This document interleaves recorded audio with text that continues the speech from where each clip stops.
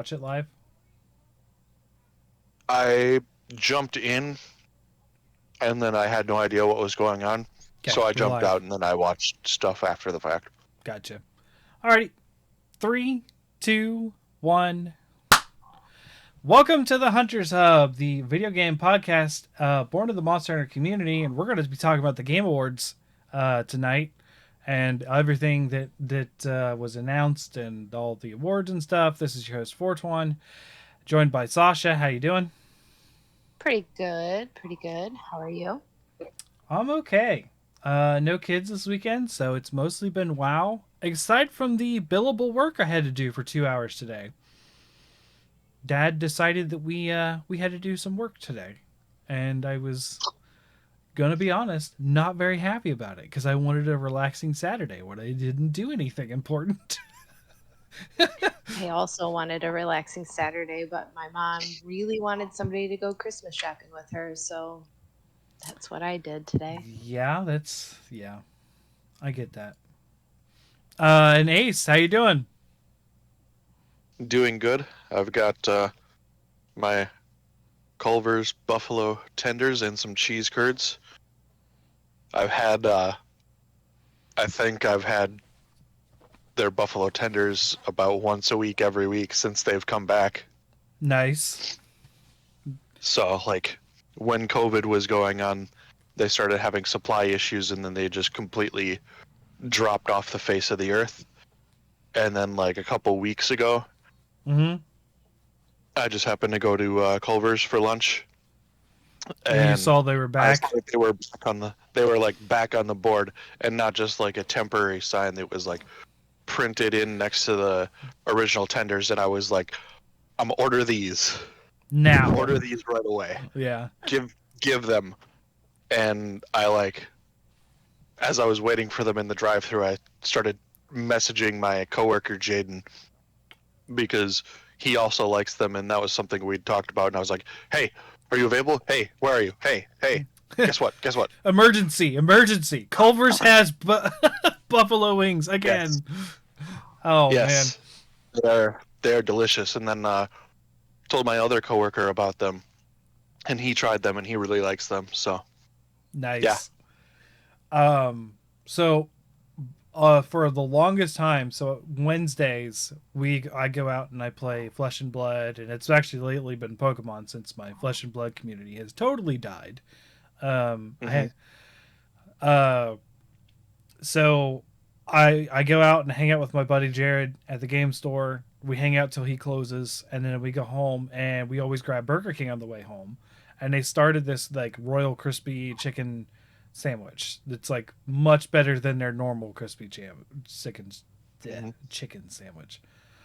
Chicken. Well, yeah, What's because it's chicken? like actual chicken tenderloin and not just like Yes, the mushed up giant meat machine patty. separated and pressed together. Yeah. Giant chicken meat patty. So they had a barbecue and cheese one, and I loved it. Like I was like, this. I'm looking forward to the Burger King barbecue and cheese one every day that I go there, and they kept all of all of them, all of the sandwiches that were these like three. I think three variations of this new BK chicken, except the one that I liked. That one did not That's a make bummer. the permanent menu. Yeah. So I Usually went how it goes, unfortunately. I went back to my usual burger before that. Well, my favorite Womp womp. fast food right now Mm-hmm.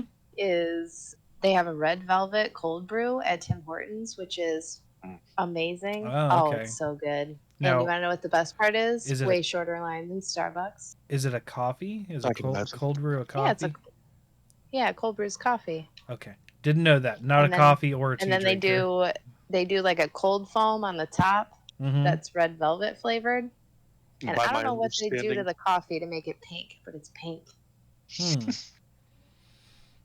And they but have my this. understanding, Tim Hortons, isn't it sort of like Starbucks, McDonald's, and another place, just sort of Dunkin' Donuts I combined think it's together?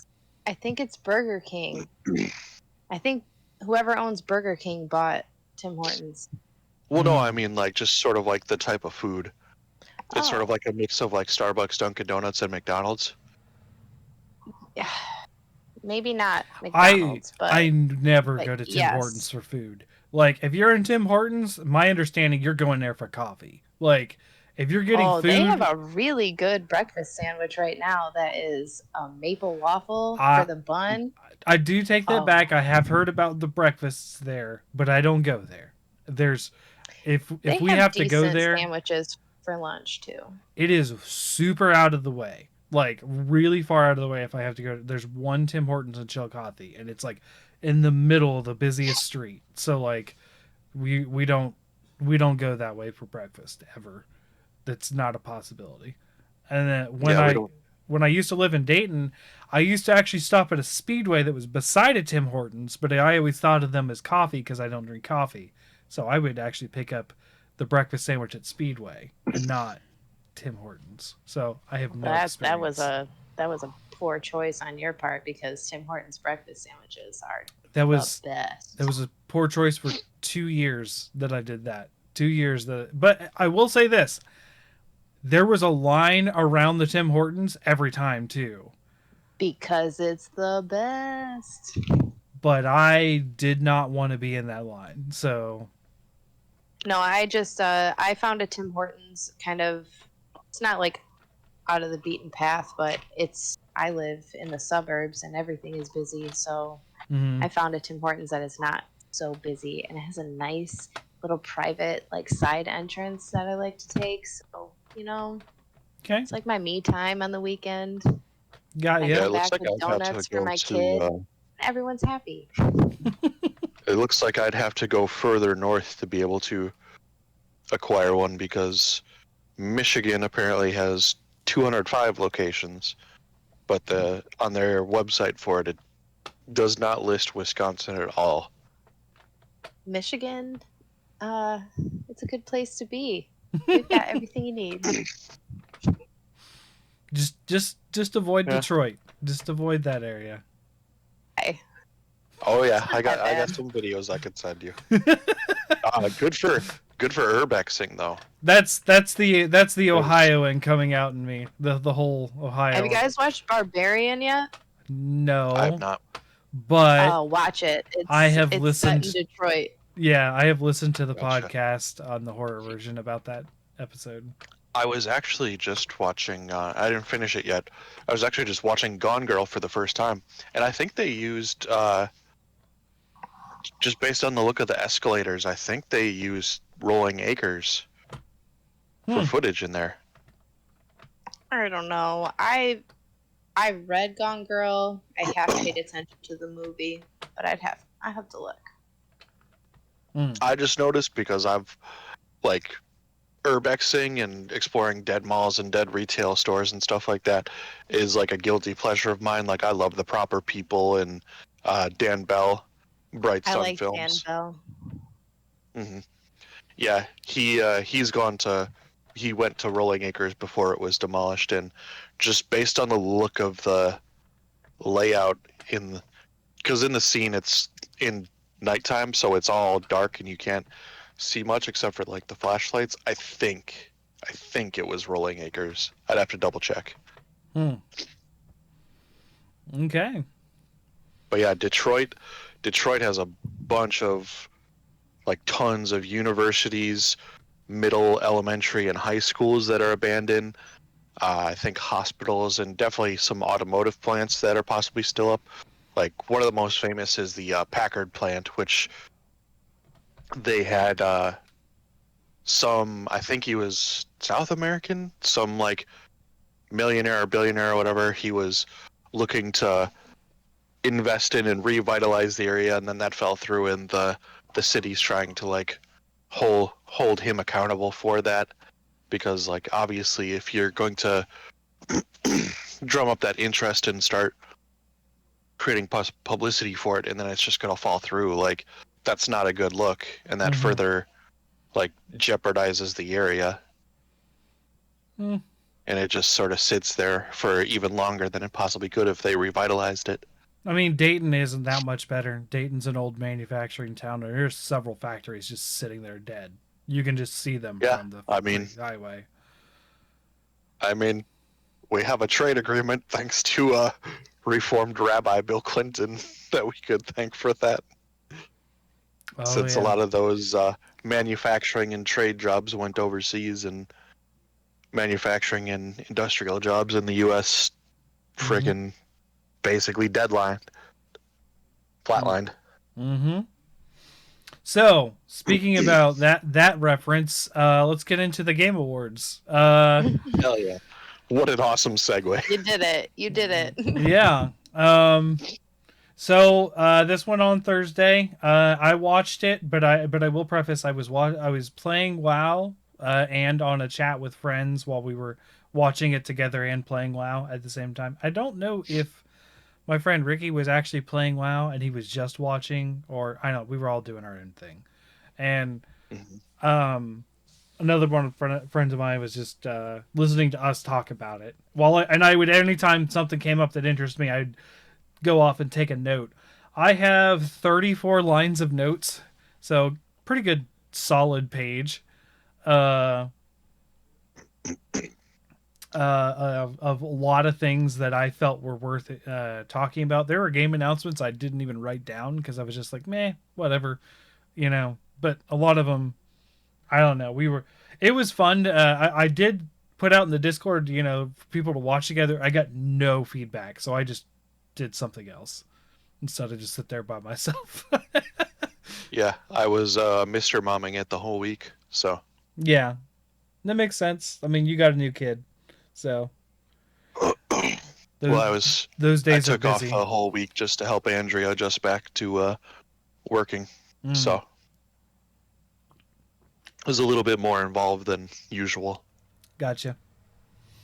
Yeah, I do remember when my ex went back to work. That was a time. Yeah. uh, I didn't really distinguish between the pre-show and the start of the show. I don't think that really matters. To me, it just starts with whenever the pre-show goes. So Mhm. I didn't write this down, but I do distinctly remember. I don't remember her name, but the pre-show hostess looked like a pink flamingo in her dress. Like it was just pink feathers was that dress, and it was insane. We were talking about that dress for like 10 minutes. My friends and I we were like, "What is that? What is that?" It wasn't bad. It was just, I don't know, shocking. So the first thing that really caught my eye was actually the Family Game Award. And I was actually really surprised and really excited that Kirby and the Forgotten Land won this award. I feel Mhm. like that's a game that's going to get lost in a lot of people's Game of the Year lists and that kind of discussion when we talk about 2020 as a year. Um, Kirby and the Forgotten Land is a whole new style of a Kirby game that did really well, but it Mhm. happened so early in the year. Um, Now, I'll say this: I don't think it, as far as the Game Awards, should have been up for the Game of the Year award or anything. I think there was too many other strong contenders. But Kirby and the Forgotten Land, solid game. I'm glad that it got nominated and won. Um, Yeah, I'd say over. I'd say that probably the next closest one, even though I haven't played it, probably would have been Splatoon 3. Um, yeah, I have just Splatoon because 3 and I speaking haven't played it from yet. yeah, just from speaking from like personal experience and opinion, Lego Star Wars: The Skywalker Saga, Mm-hmm. while good, I think is kind of hollow in a lot of Sure. ways because I do remember you saying that one of because you the were playing it. one of the major things that I and other people miss is the character creator. Sure. I haven't played it in a while now, but as far as I know, they still don't have it where you can create your own character and swap in all the different pieces that you want and whatnot. Um, Yeah. I don't know if I feel like there should maybe be a multiplayer component to it as well, but Yeah. we'll see. Maybe next time around they'll make it a bit better. Now, I don't have most of my notes are going to be in order because I wrote them as I saw them. But I will say this because I didn't write this down. But I do appreciate you mentioning it. I didn't write down the best multiplayer. Splatoon 3 won that for best multiplayer, which is surprising considering it was up against stuff like Call of Duty and stuff like that, which would more traditional entrance in that category. Well, I've seen a clip today of Call of Duty Modern Warfare 2 online of people diving out of windows, and instead of having a downward arc like you think it would, they literally just go straight across a 10 plus foot gap and then are able to take down people they otherwise wouldn't be able to take out. So I think there's some issues to iron out there, possibly. Did I tell you about my favorite kill I've ever done in a Call of Duty game was in that game? The one where I dove off a roof on accident. I don't think so. So I was playing and I was trying to level up my sniper stuff. So get it to max level and then gold it. So I was playing with a sniper rifle, and I saw this guy below the building running towards the back of the building, which is where the ladder up was where I was. So my idea was to run, dive, like you were saying, do the dive and land on my stomach and look down from the roof and shoot him. That is not what happened. I dove off the building because I overshot it, landed in front of him on my stomach, and panicked and no-scoped him in the nuts and got the kill. And I was laughing. Well, that sounds like a better executed version of the aim for the bushes scene from the other guys. Yeah, it kind of was, but you can't. I don't think you can die from fall damage in Call of Duty. Maybe you can, but I don't. It wasn't like a tall roof, anyways. It was a one-story thing. But yeah, it was so funny. So yeah, Kirby and the Forgotten Land. The next one, which is a big announcement, which I thought, again, I didn't distinguish between pre-show and normal show, but best performance, Christopher Judge for Kratos. Awesome. I don't know if he won it last time, but he was certainly nominated last time. I believe he did, because I remember he made a speech about how it was sort of like an apology to his kids or something like that. I have to go back and look at it, but yeah, I'm pretty sure he won for that. Yeah, either way, I mean, his voice acting for Kratos has been really good. I haven't got to play the new one yet. It is next in my PlayStation 5. I finished Stray today. So after I finish some other game that isn't on PlayStation, whether it be on the Switch or the PC, I will go back and play God of War as my next one to play. So I do enjoy Christopher Judge. I think a lot of people enjoy him from his Stargate days as Teal'c as well. So he's been a known actor in sort of like the nerd realm for a long time. So it's nice to see. And his speech was really good. His speech was... I heard he got very emotional. He did. He very much did. I will say we had a laugh at... So his co-star, which plays the son in the game, it showed the reaction. He was also nominated too. I don't know his name, Sonny Soljic. Yeah.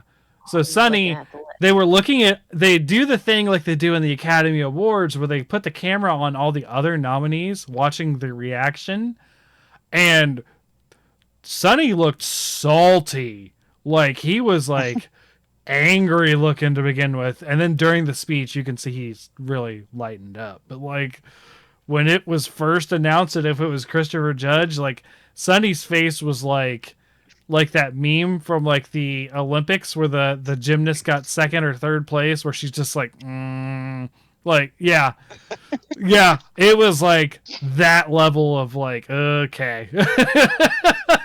And I was like, oh boy, okay, someone's my friend Ricky was watching with me, was like, someone's salty, oh my gosh.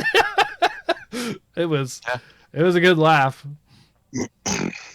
The other game on this list, Immortality, I was surprised to see on here, but Manon Gage, I'm sure I'm saying her name wrong, who was also nominated for this. She is really good in that game because it's a full motion video game, and that is acting. 4 movies. Yeah, there's 4 movies in that game, and she plays a different character in every single one. They're all supposed to be like very controversial parts, and I recommend it. It's on Game Pass. Okay. I will say that I feel like poor Plague Tale got nominated for so many things and went up against God of War so many times and lost. So the actress who played the main character in Plague Tale was also nominated, and it would have been nice to see her win because she does a good job, at least in the first one. I'm in the same boat. I played the first Plague Tale and the first God of War. I haven't played both, and I own both of them and haven't finished both or started either of the other sequels yet. So Plague Tale, I think, is what I'm gonna play after God of War, if I can. I think. I don't know. There's not a lot left in the year. And jamming a bunch of things before the end of the year for the Game of the Year thing is kind of how I do it, unfortunately, sometimes. So we'll see. The next thing that was announced was the next Supergiant game, which, beloved developer, Hades. What was the first one they did? It's Bastion. They were known for, they're known for a lot of really good games, and Hades being one of them. And then first they say Death to Kronos, and I was like, okay, so what's going on? Feels like the same sort of mythology. Watching the trailer go on, and it ends up being Hades 2, and you are playing a direct sequel, I guess. I don't know who the character is per se. I think they hint towards some sort of familiar relation with Hades, but we'll figure it out. A lot of people are super excited about this. I'm going to be playing it. Pan is over the moon. Pan was like freaking out in the Discord the day after, or maybe it might have been that night.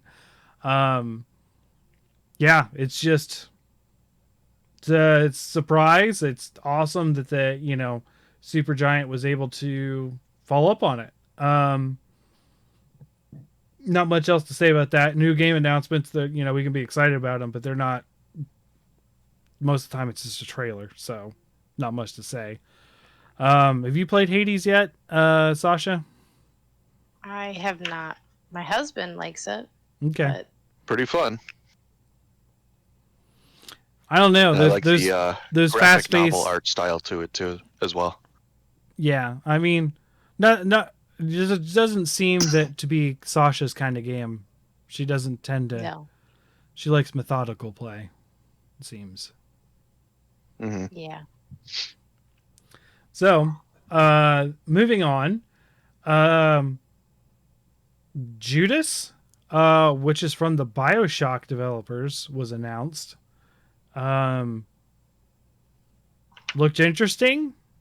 Not sure if I'll pick it up, but it's noteworthy that the BioShock team is making another game.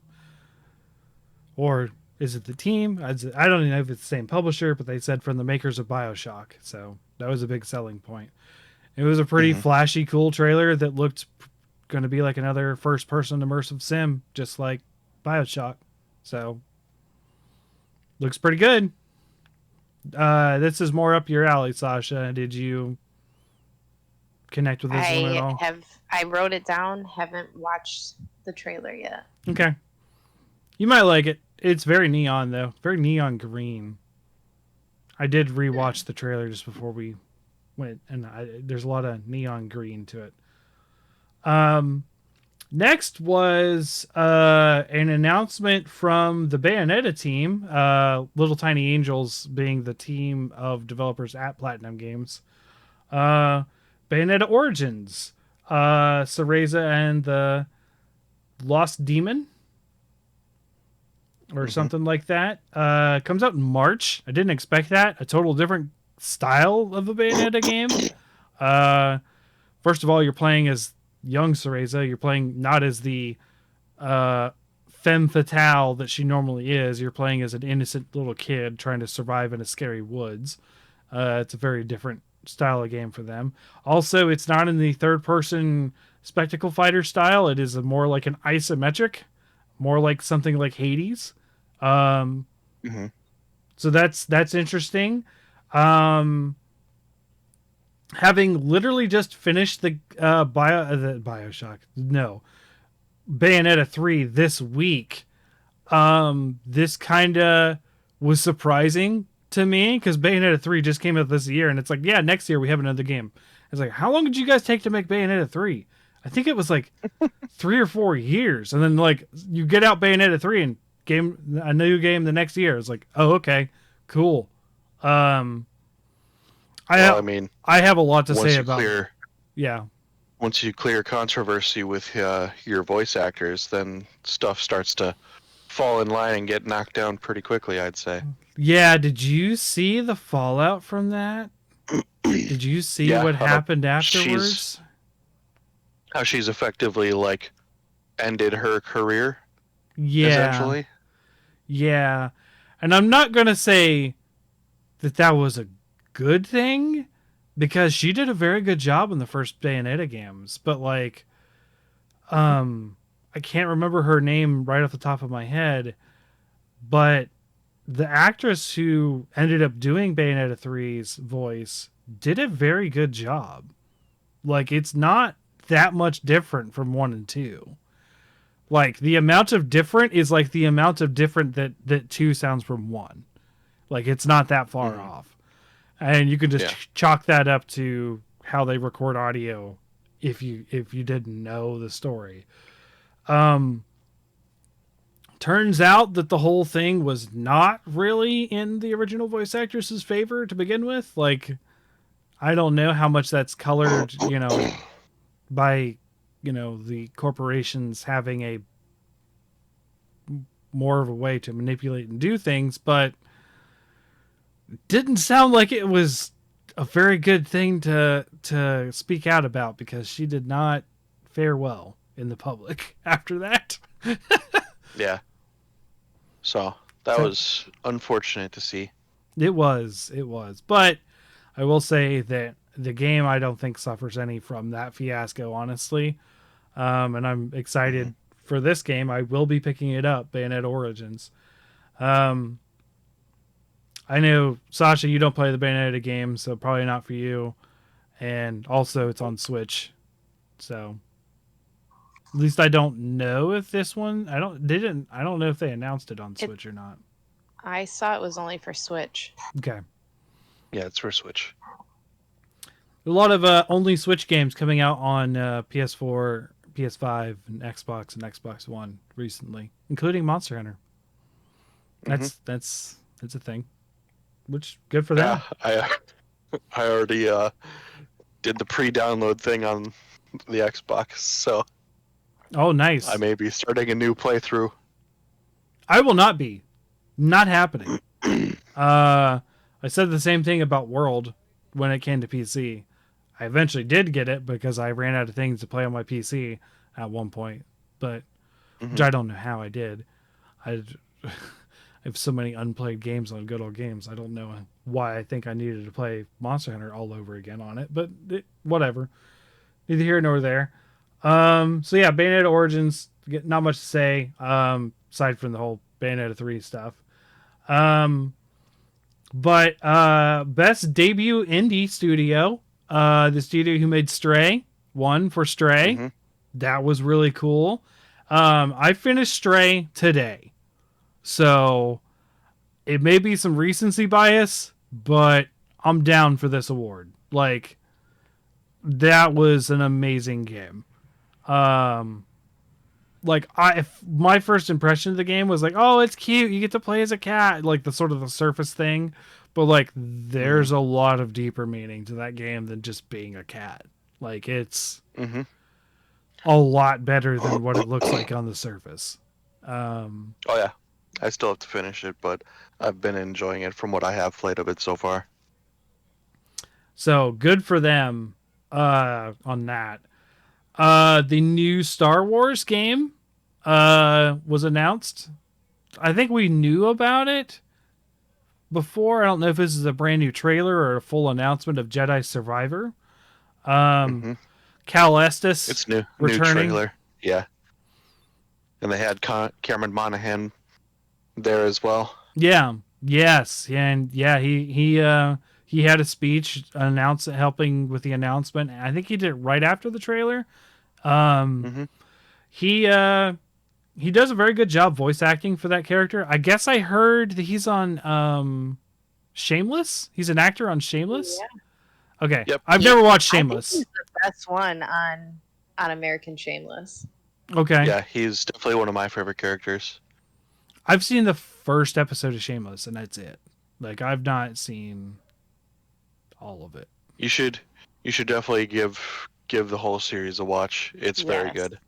Yes. Especially when you don't have your kids, because I watch Not- Blue it's not for Bloods without kids. I watch Blue Bloods without the kids. Like, but I haven't been watching a lot of Blue Bloods or anything lately.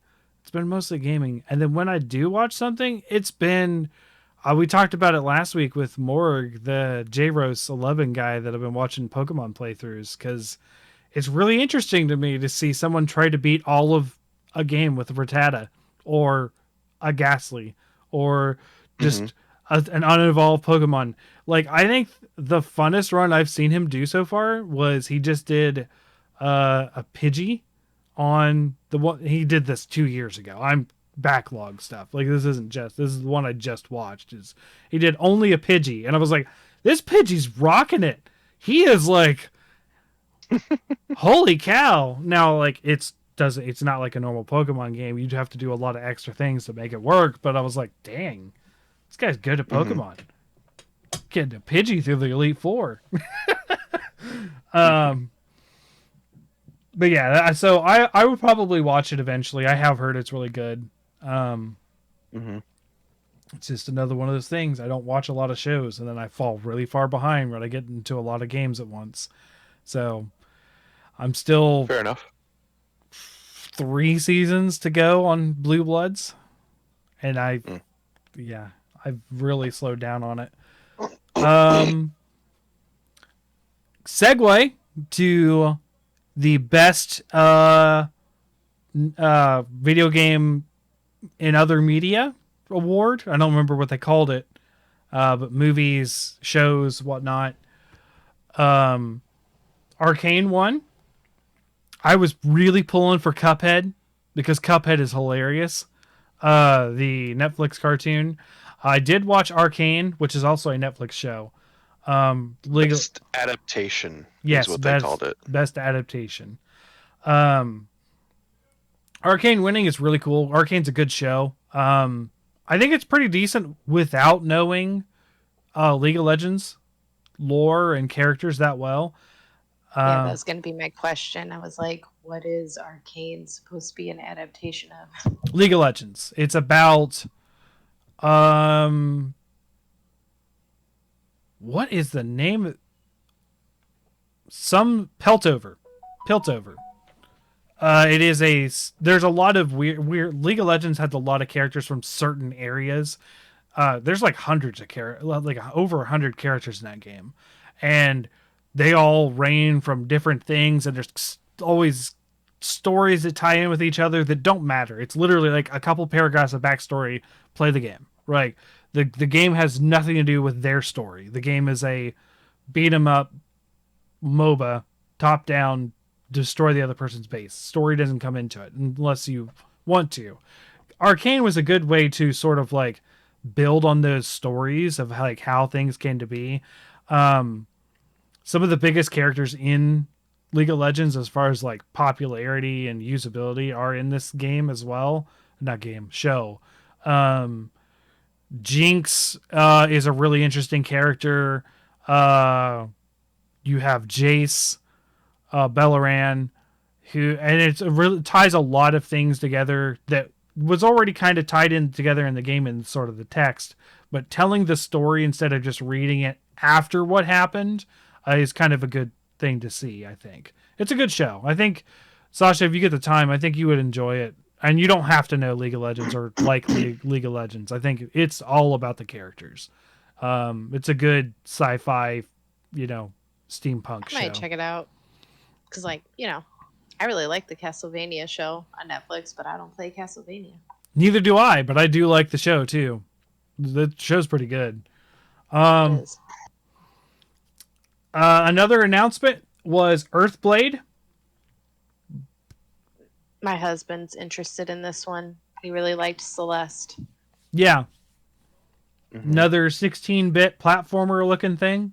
Looks pretty good. Looks a little more combat heavy than Celeste. Celeste was all about just the platforming. This looks a little bit more combat, but I'm okay with that. I like combat in games. I mean, most of my favorites are killing monsters. So,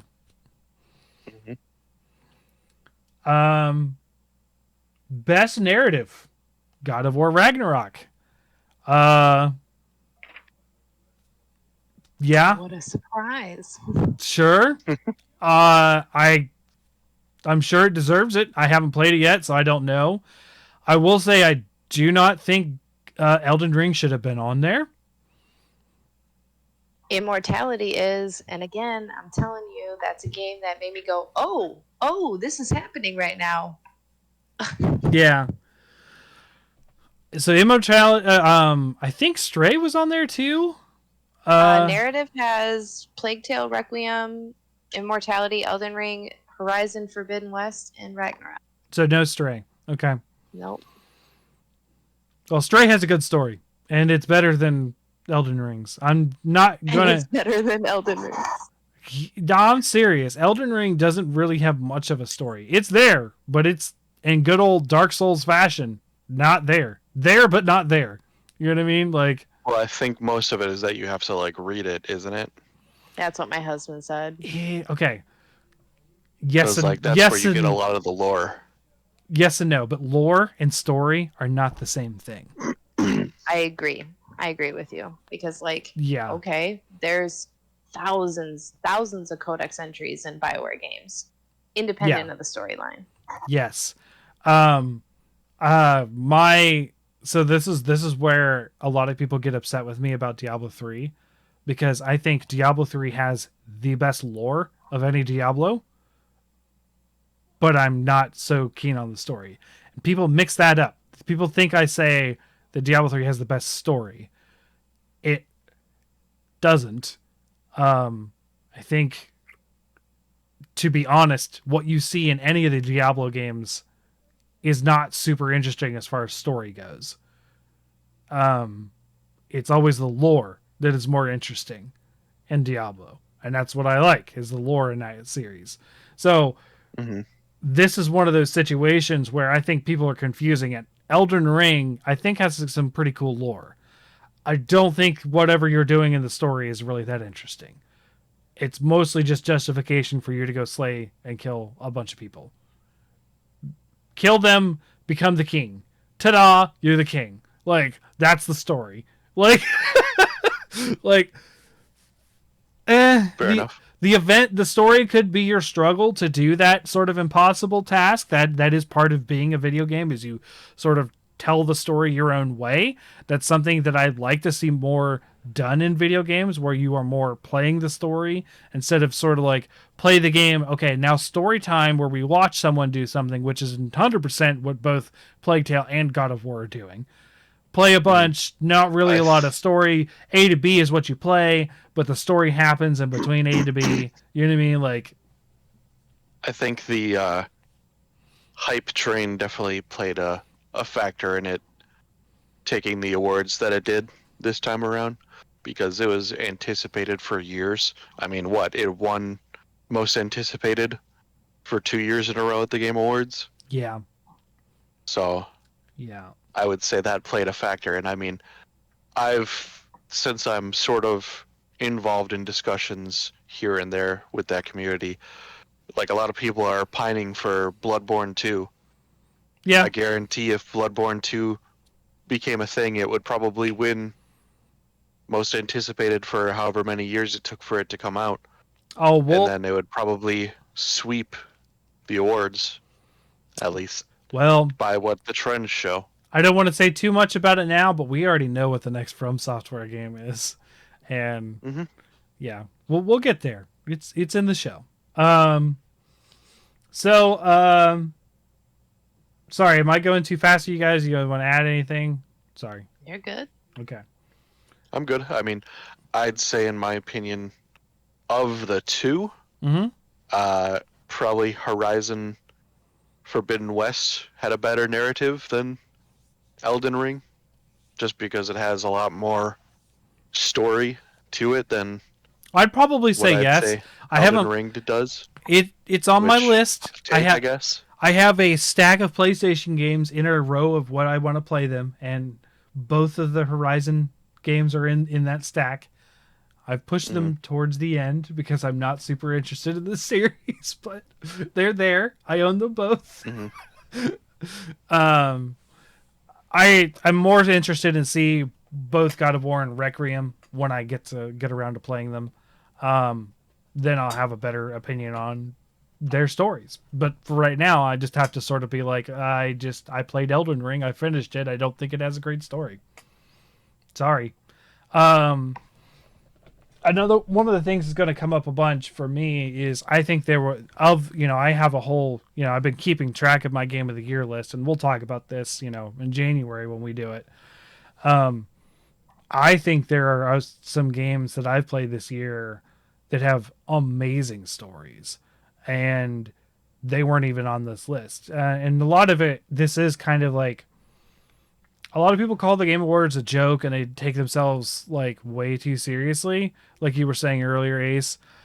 I do not feel like that's the case. I feel like it's good to celebrate the people who put a lot of hard work into doing this stuff. That's what I see it as. And I think that's the way Keighley tries to present it, is that it's a celebration of the year of like, here's what we accomplished. Here's what we got through, like sort of celebrating their work.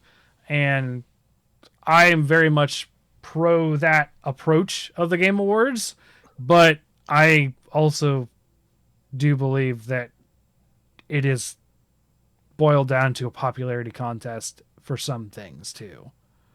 I don't, this year in particular, as far as the awards go, I don't think that anyone who won or anything, like I said, I don't think that it's not that they don't deserve it. I think that there are other things that weren't looked at as well, if that makes sense. So, yeah. This is the first WTF winning that I have on my list. Best art direction, Elden Ring. Now, that's entirely subjective on my end of WTF, because there is an art direction there. It's very painterly. It's very foggy, I guess. I feel like Devil's advocate. Yeah. I don't play From Software games. My husband's a huge fan, and I have been teasing him since Dark Souls 1 about how much trash I think those games look. That I'm like, you paid $60 for this PlayStation 2 game? Like, are you serious? Elden Ring is a beautiful game. That's true. It's the first time I have not teased him about what those games look like. And he will, every time he goes, look at it. Come on, what do you gotta say? What do you gotta say? I'm like, it's beautiful. It's beautiful. I stand corrected for this time. That's what I would do. I'm not saying the game looks bad. Again, I'm not gonna yuck on them for winning. My personal opinion is that many other things had a better art direction. I think they made things look a lot better in Elden Ring than they have in other games. For sure. I agree with you there. And it is really nice to see the sort of like ghostly white trees in the background. That does look really cool. There are a lot of cool set pieces and moments in this games that are very good art direction. The problem is, I feel like I've seen this art direction just scaled back with every single one of their games. I don't feel like there's not much of a difference here outside of the whole bright light tree aesthetic that they have going on. Like it's cool, but I think like I didn't feel like as artistically it was very pushing many boundaries. Whereas some other things, I felt like here's where it felt different to me because again, I'm not a From Software person, but like I don't know which game it is, but every time I saw my husband playing it, he was in the Undead Village. I'm like, you're here again? Like, did you restart the game? He goes, no, it's just where we're at. And so it was just like, it was very Dragon Age 2, right? It was very repetitive. It looked the same all the time. I think that there are several landscapes in Elden Ring that stand out to me as a person who's never played the game. Like specifically the desert, the like desert fight that he does with like that giant guy raining fire down and everything. Riding a super tiny horse. I've had a dream of that landscape. Sure. So I kind of think Elden Ring deserves art design. I'm not saying it doesn't deserve it. I'm just saying, in my opinion, I think there are other things that pushed their art more. Now Scorn is on that list as a nominee. Yes. And that's the one I was surprised it didn't win. Interesting looking game. Mm-hmm. Yeah, very Giger-esque in its art style. Mm-hmm. Very different. Yeah. And that's what I was expecting, something different to win. And it didn't. Elden Ring didn't feel different. It was beautiful, but not different. Stray also had a very, very, I don't know, I would say warm, like techno noir, and then like sort of apocalyptic scenery to it. At certain stages in the game. As much as I don't care for apocalypse stories, that's not a thing that interests me. There are a few apocalyptic aesthetics that do interest me. And no, we're not talking like Fallout Baron Wasteland stuff. I hate that. That's what I hate about that that sort of like aesthetic for apocalypse. What I do like is what Stray and Journey into the West did. Is where it's this overgrown, plants have retaken civilization kind of aesthetic. I really enjoy that. What? Well, Fortuan, I have 2 games for you then. Yes, I know. I still haven't played them. They're in the queue. I know what you're talking about. We're getting there. Oh, and can we just have like a silent or moment for Horizon Zero Dawn, once again snubbed at the Game Awards, nominated for so many things and didn't win anything. I actually wasn't talking about those. Oh, I don't know what you're talking about. Those then. 2, yes. Yes. But I was going to also say The Last of Us Part 1 and 2. Oh, I really thought you were talking about Horizon. Yeah, I thought you were talking about Horizon. Yes, I've played Last of Us. Those 4 games. I've played The Last of Us. Yeah, The Last of Us has a good aesthetic. I don't disagree with that. It's got both the grungy city mixed with the overgrown. I enjoy that. Kind of like I Am Legend. Yes. That's what it really... The Last of Us feels like I Am Legend the game to me, as far as the aesthetic goes, which is cool. I'm so excited for the show. I can't wait. I love the actor. Pedro Pascal is awesome. You should... Have you guys seen The Unbearable Weight of Massive Talent with him and Nicolas Cage? Nope. Freaking good movie. Really good. Like, Nicolas Cage is his own... He is Nicolas Cage. He is playing Nicolas Cage in the movie. Like, Nicolas Cage, the movie star. Who was really popular in the 90s, and he has an alter ego of himself that he argues with that is Nicolas Cage from the 90s. And there's this, and it's a really like toxic like person who's driving him to be like some sort of superstar, and Nicolas Cage is just trying to live his life. Yeah. There's this line where he's sort of like the 90s Nicolas Cage is sort of like telling you, like, you need me, right? Like, you know, you see that a lot with, like, I don't know, these mental visions of people who end up being a crutch for someone. It's kind of what it is.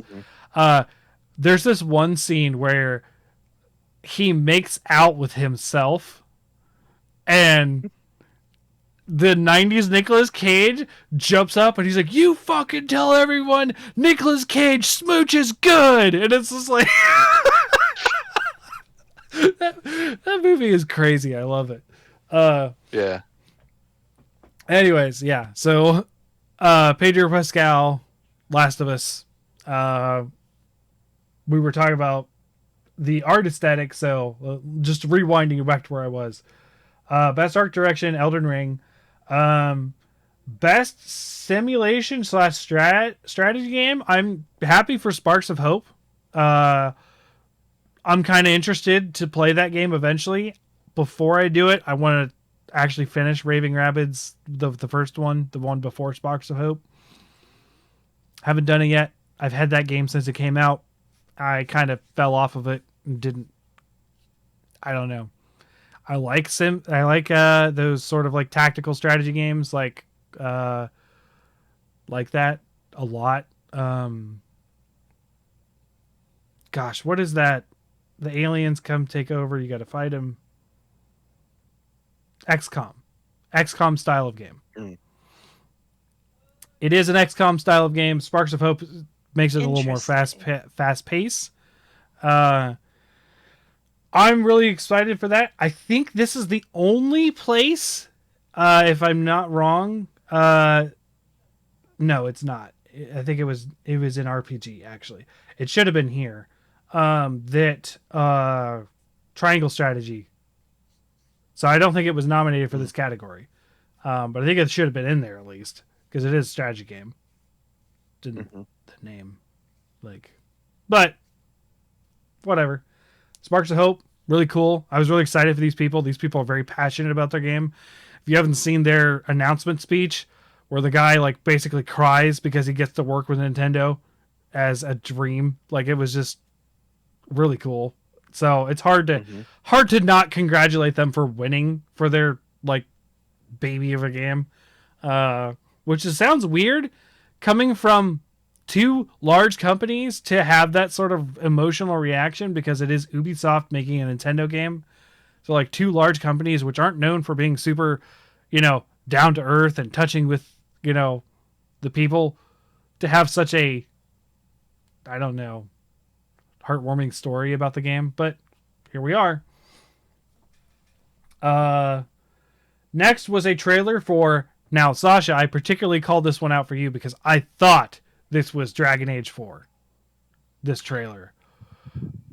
But then I saw the Genocide, I think is what their name is.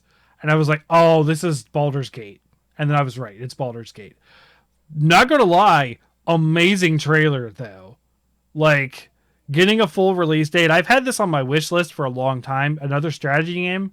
Very interested. D&D. Love D&D. Still play D&D a lot. Seeing the barbarian sort of like pry itself out of the mimic's mouth was really cool. Some good aesthetics with that, but it's all cinematics. I'm sure the game is great. I haven't been playing in the beta, but a lot of people say good things so far. Or not beta, early access, I guess I should say. Because you can just buy it in early access and play it now, but I don't like doing that.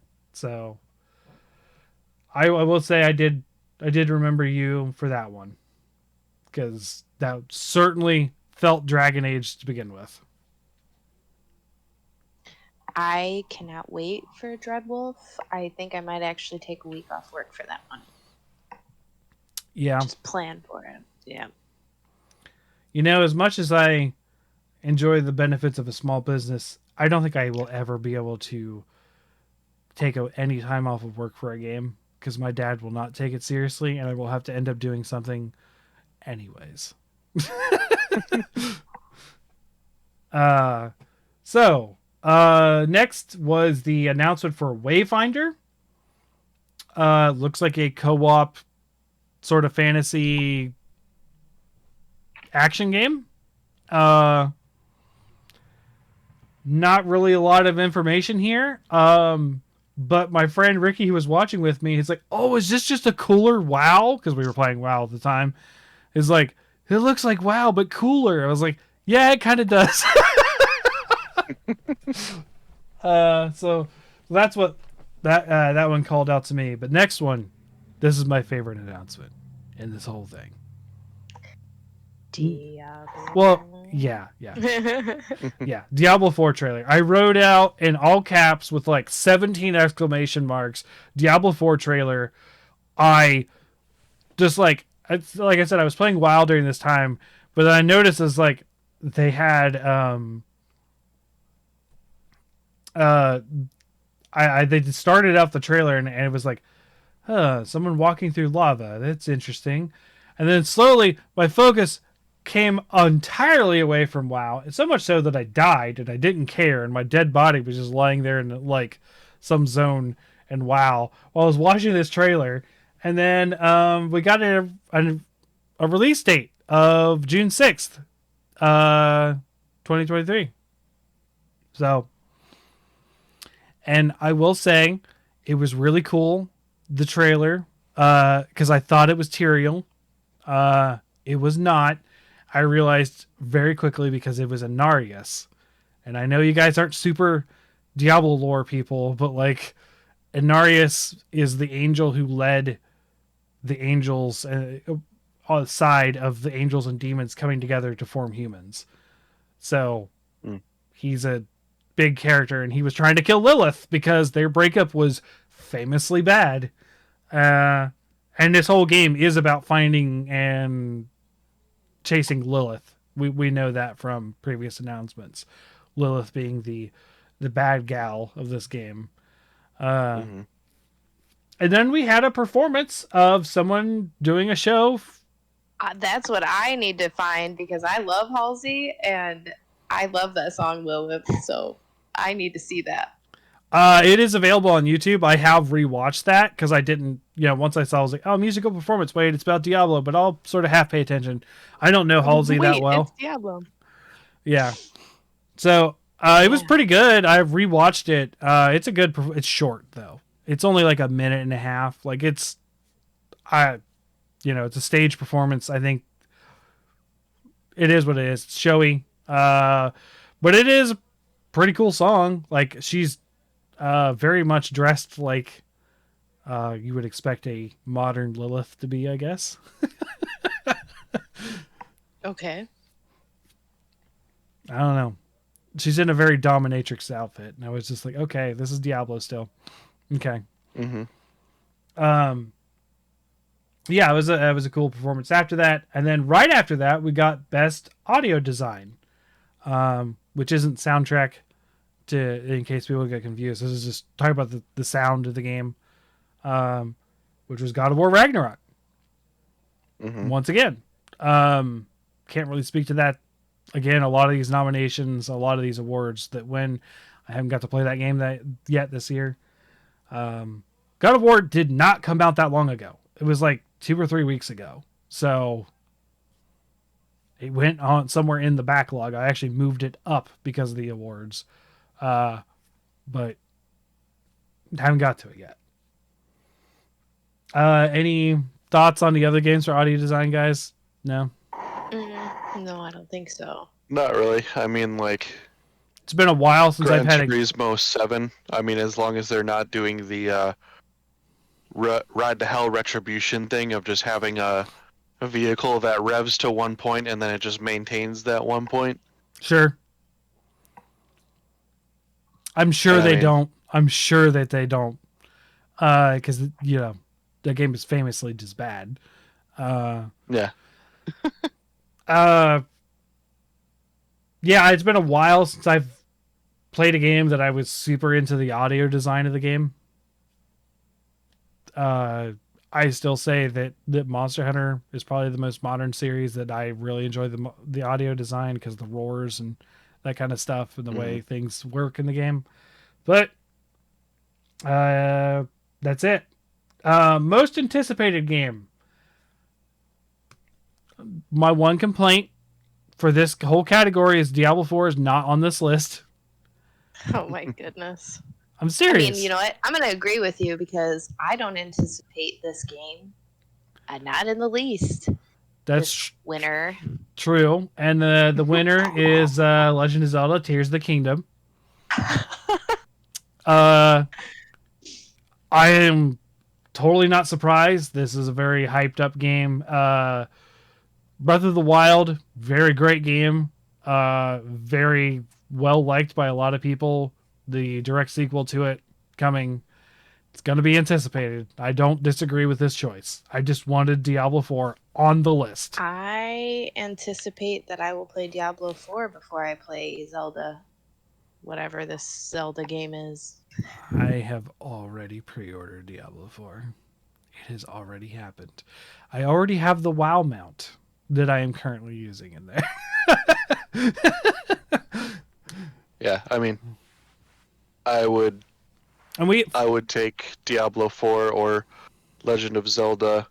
Hogwarts Legacy, I don't know why that's really on there. Hogwarts Legacy is pretty hyped by a lot of people. Okay, but I'm going to play Starfield, let's be honest. Of all the games on this list, Starfield is a solid choice on the list. I agree. And I'm fully prepared for the bugs that are going to come with this Bethesda game. It's part of the experience. It's Bethesda, yeah. You can't spell bugs without Bethesda. Yeah. You have to save the game before you open the door every time.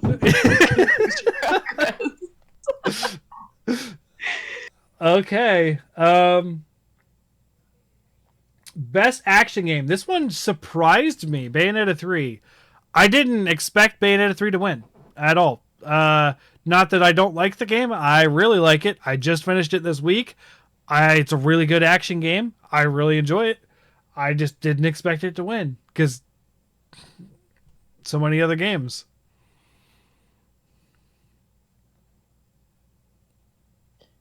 Sifu was on that list. Yeah. Also was in fighting games. I don't think I mentioned best fighting game.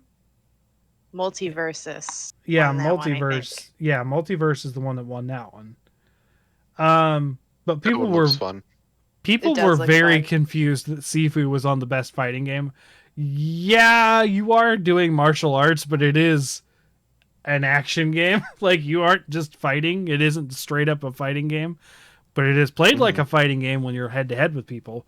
It's just interesting. It was an interesting category. I don't disagree with it being a fighting game. It's just weird. But I think the funny thing is when we did the Bickering Bucks episode for Sifu, because we played it on the show, I did call it a fighting game. I do remember saying that. Like, I would probably categorize it as a fighting game because it is about combos. It is about timing. It is all those things that you do in a fighting game. It just has running. It's a fighting game. It is. It's just weird because it makes it a gray area because you're running through a level, right? Like, not a lot of. It's not that traditional like this guy 1v1 me kind of thing. Right. Now, the bosses at the end of each level are that 1v1 me, but like that's also true of any sort of action adventure game. So okay. The new announcement for Blue Protocol, super anime game, free to play. A lot of people seem excited. Don't really know. I'll look into it. I was kind of like, oh yeah, I'll play that, and then it said free to play, and it's like, we'll see. We'll see. New announcement for a new game, Remnant 2. Remnant from the Ashes is a game that I played with a work buddy of mine a while ago. It's an okay, like, sort of like Destiny experience where you're like cooperative PvE shooter against these weird zombie things that took over the world. It's an interesting game. I never finished Remnant. I'd like to at some point, but I really only play with that one guy, and we have not played together much at all. So, Remnant 2 being announced looks kind of good. More run and gun fun is what I wrote. Seems good. Small announcement trailer for Transformers Reactivate. I don't know what it is. I'm not a Transformers fan, but I play a lot of Transformers games, and I normally am really good at them and love them. So I'm going to try it.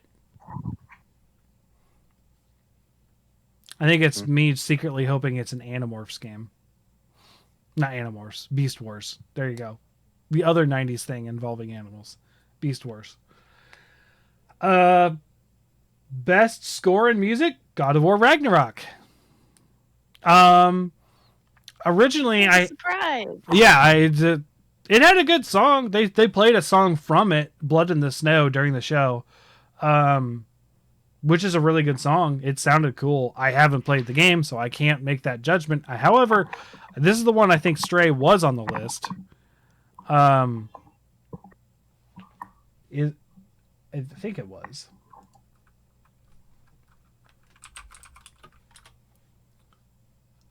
Let me double check. Nope. I want to see them all.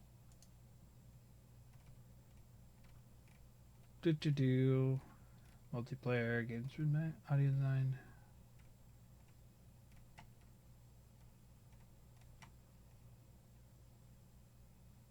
No, it was not. So we have Ragnarok, Plague Tale, Xenoblade, Hellsinger, and Elden Ring. I'm not surprised Hellsinger's on there. Mm-hmm. It's a bunch of metal music. It's a game about its music. So that makes sense that was on there. Xenoblade Chronicles 3 is the one I heard the most people being like, no, that's totally better. Sorry. Not a lot of people play that game as compared to what's on the list, is my opinion. Not a Xenoblade fan. It is a very, very anime game that I have no desire to play. Same. Fair enough. Not really sure. I don't really. When I mentioned to a group of friends, I was like, I'm not really sure if I remember any tracks from Elden Ring at all. So, even though I played it, and then immediately 3 or 4 songs just rattled out of their mouths from different bosses and the title screen and stuff. I was like, oh, okay, cool. I'm wrong. I'm just blind to this game, apparently. This game came and went for me. It was like whoosh. Like, I played it, beat it. It was hard for sure, but that score soundtrack did not stick with me, but it's on the list, so okay. Plague Tale, gotta play it. Don't know.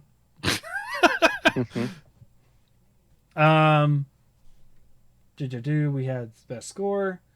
New game Banishers. Kind of like you're just exercising people's demons.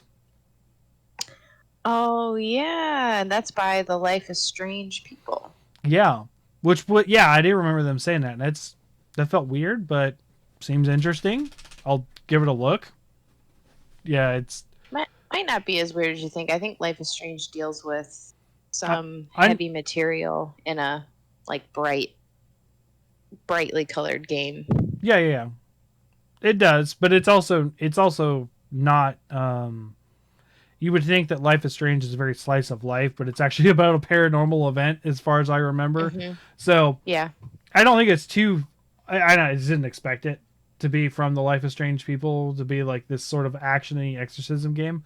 So I'm like, okay, we'll see. I'll look into it. Or could all just be cutscenes and we're. Yeah. I'm interested in this one. I'm lightly. This was actually a commercial that I took a note of because it wasn't part of the normal show. But Blood Bowl 3 has a release date in February. that caught my eye. I like Blood Bowl. I like orcs punching each other in the face and playing football. It's just funny to me, and I love it. It's very dice heavy game too, because it's based on Warhammer, obviously. Innovation and accessibility. I have played nearly none of these games, but it was interesting. I always do like seeing this category and seeing what they did to win this category, because it is a tough one. Because we're trying to cater to an audience that normally can't play games as well as someone who is, how do you say it? I know we say differently abled, but how do you say? I would think like fully abled. Fully abled, or yeah. No mobility restrictions. There you go. No restrictions on and enjoying the medium. God of War Ragnarok won this. They did show off a crazy looking colorblind mode. That's cool. Which is like Kratos went from his gritty ashen with a red stripe to a full-on army man plastic blue. Like, it was insane how they could do that on the fly. I was like, okay, well, he's just straight up bright plastic blue. Okay. Yeah, it just reminded me of not Small Soldiers, but the old N64 series Army Men. Like how people were just like, you are plastic. Like, that is the obvious aesthetic. Like, that's what it looked like to me.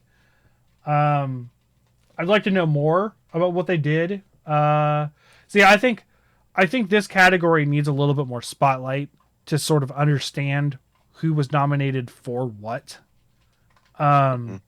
Because when you look at a category like audio design, score, music, they play a little clip of the music from the game when they do the nominations, which is enough. But like, they did like a little video clip, and I got an idea of what the innovations were. But I feel like I almost need like, this is why, this is how this helps someone, kind of thing, during the awards.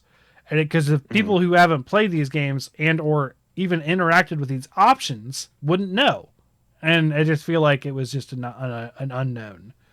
Yeah. We're getting down this list. Best RPG, Elden Ring. Okay. I'll accept that.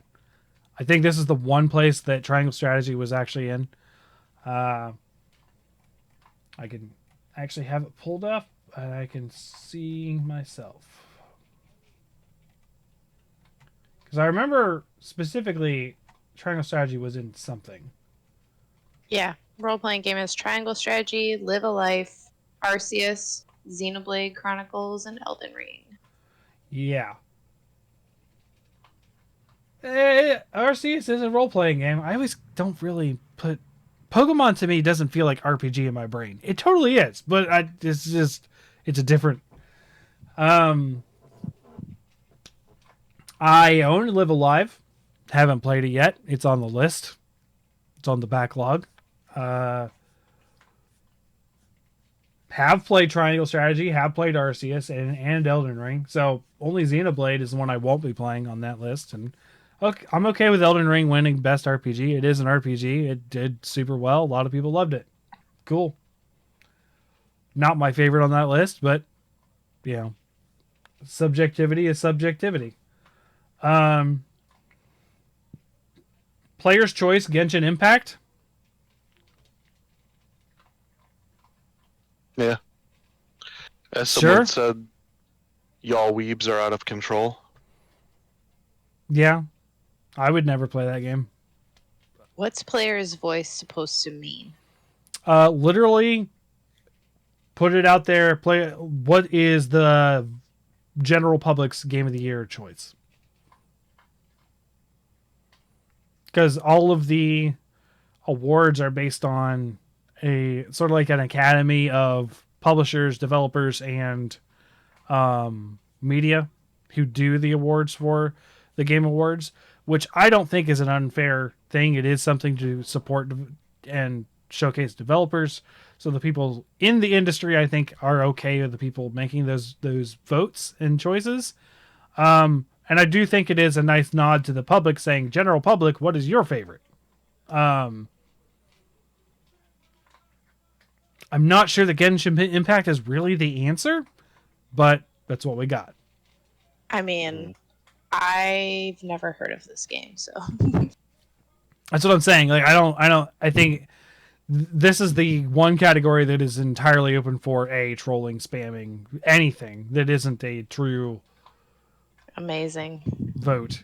But, you know, it could be that everyone loved Genshin Impact and we are the three that just don't care.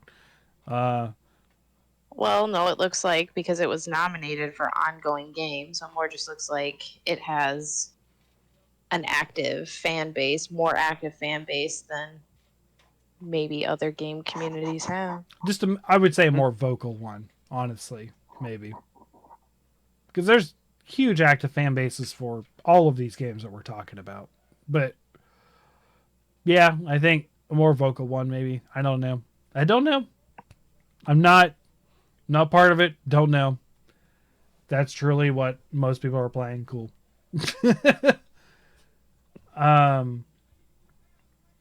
Lost my place. Yeah. Best indie, also Stray. The one for the best. Yep. I will say the other one was the best debut studio. So I didn't mention that. So this was their first game. Also, looking forward to the next thing they do because Stray was amazing. Norco was up for debut indie as well, which was really good. And I would say a pretty good narrative. Looking at you, Elden Ring. Yeah. I have also, go ahead. Also, having played it a lot on Switch recently, Cult of the Lamb is pretty good as well. So I've heard people really liked that. Yeah, I've heard that a lot too. Nice choice for indie as well. That is on my short list of PC games to play eventually. So, Cult of the Lamb. But that one's going to be a little hard because that one is roguelike in some nature because you're doing runs, right?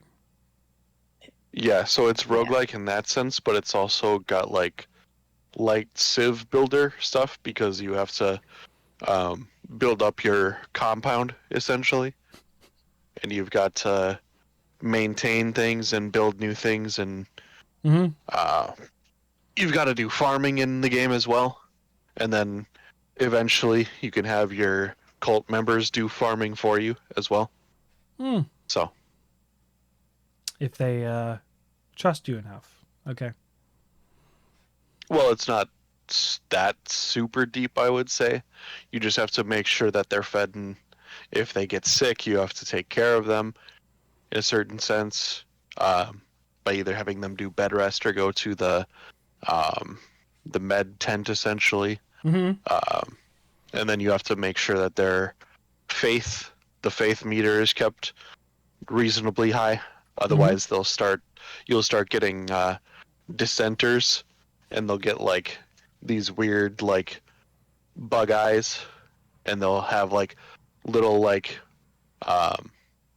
bull horns, essentially, just like the classic style where it's like the cone with like the handle on it, and they'll start like Okay, I'll eventually play it. I own it. Yeah. And then you essentially fix them by putting them in a stockade, and then you essentially preach doctrine to them to break down their descent level until it's 0, and then you'll release them. So I mean, it is called Cult of the Lamb. I mean, it is a cult that you are. Yeah. Yeah, and they're all cutesy animals too. That makes it worse. Well, there are some bugs as well. So, like, I recently got one which I think is Bugsnax proved by an earwig. Ew. Bugsnax proved that bugs can be cute, though. In cartoon form. Real life, Look. Well, depends on how close the spider gets to your face, right? Oh, yeah, no. That's 100% true. Like I've said, I have no problems with spiders, but, like, you see one on you, there is a natural reaction to SWAT and dodge. Like it is just a thing. Yeah. So Stray winning was very good. I'm happy for them.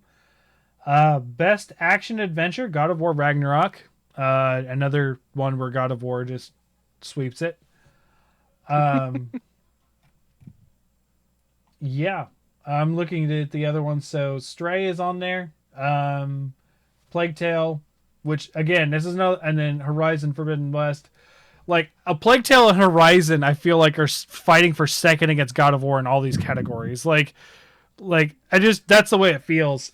And again, I feel really sorry for Horizon not winning anything. Actually, I don't think Plague Tale won anything either. Did they? I don't think they did.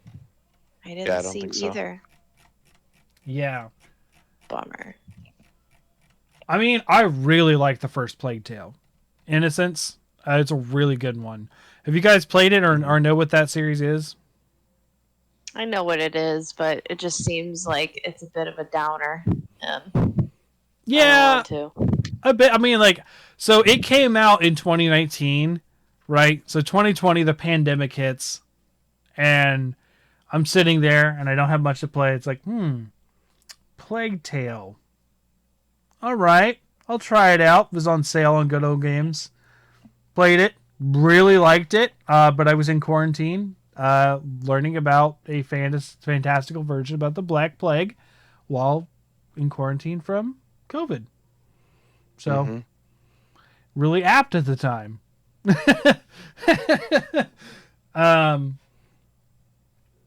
Yeah, I'd like to see where it was, where it is. Then we had Best Game Direction, and Elden Ring was the winner of that. Best Game Direction is like, I understand the award, but it ends up feeling like here is the award that is leading up to the Game of the Year. Most of the time, something that wins Best Game Direction is going to win Game of the Year. And Elden Ring winning Best Game Direction was kind of like, oh, okay, so Elden Ring is a contender for Game of the Year versus Ragnarok. Okay, so it's getting serious because God of War winning so many other categories, I was like, God of War, 100%. This is what's going to happen. And then Elden Ring winning Best Game Direction, and I'm like, okay, maybe it's not God of War Ragnarok. Then I have this written out in specific sequence because I was reacting as he was reacting because Keeley, the host, was making a very big deal about this announcement. Cameras close up on him. So I said, From Software, new game. Keeley's crying because he was tearing up because he was so happy that he was able to announce a game. He was very like, I'm so happy that they came to me to announce this game. Like, I am so touched and honored. I was like, okay, cool. Keeley really cares about this. First thing I see, mechs. And then the line, Feed the Fire. And then it's Armored Core 6. And I'm like, From Software does Armored Core 6. Okay. 2023. So I'm like, I'm in. It looks cool. Not normally a mech guy. I'm always wishy-washy on From Software, but I've been on board since Sekiro, so here I am. And we'll see what Armored Core 6 looks like. Did you want to join us, Blinky? Is that what's happening?